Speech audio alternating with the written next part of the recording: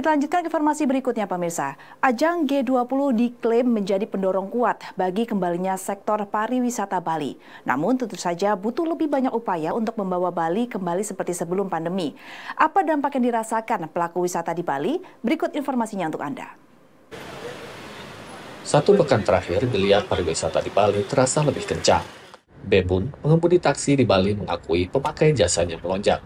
Setidaknya rezeki kembali mengalir lebih deras dibanding ketika pembatasan perjalanan diterapkan saat pandemi. Ini kayaknya habis acara G20 ini kayaknya lebih ramai. Sejak Bandar Udara Ngurah Rai kembali dibuka untuk penerbangan internasional, pelan-pelan wisatawan mulai kembali datang.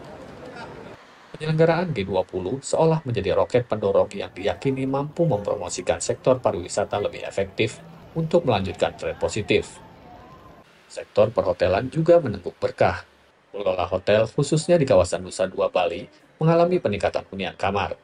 Ada peningkatan lumayan dari biasanya kita cuma setengah okupansi, sekarang itu full.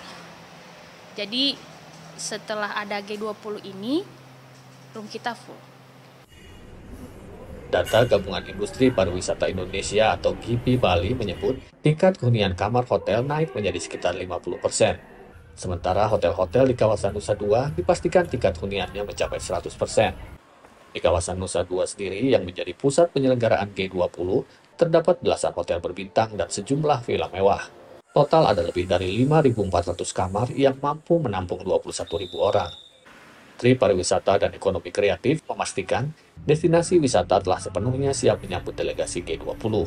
Destinasi-destinasi wisata sendiri di Bali sudah siap, termasuk juga Beyond Bali, Mandalika, Borobudur, dan 5 destinasi super prioritas lainnya.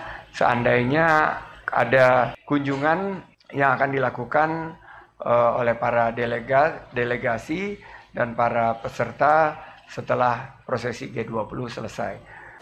Indonesia sendiri mencatatkan peningkatan positif dalam kunjungan wisatawan asing dalam beberapa bulan terakhir. Kementerian Pariwisata dan Ekonomi Kreatif menetapkan target kunjungan wisatawan asing pada angka 1,8 juta hingga 3,6 juta.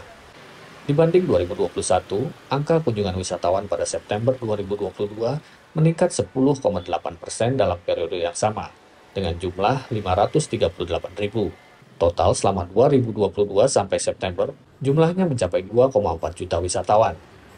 Pengamat pariwisata Universitas Warmadewa Bali, Imade Sunyasta Amarta optimis G20 mendongkrak sektor pariwisata Bali.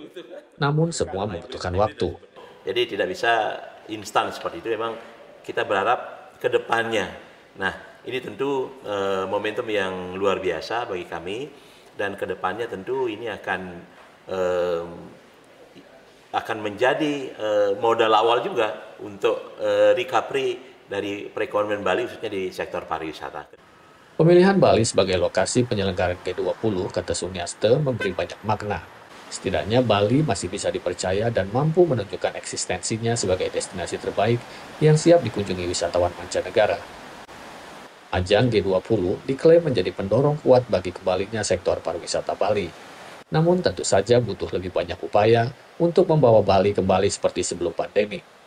Dari Bali, Nur Hadi Sucahyo, Aharian Utama, dan tim VOA.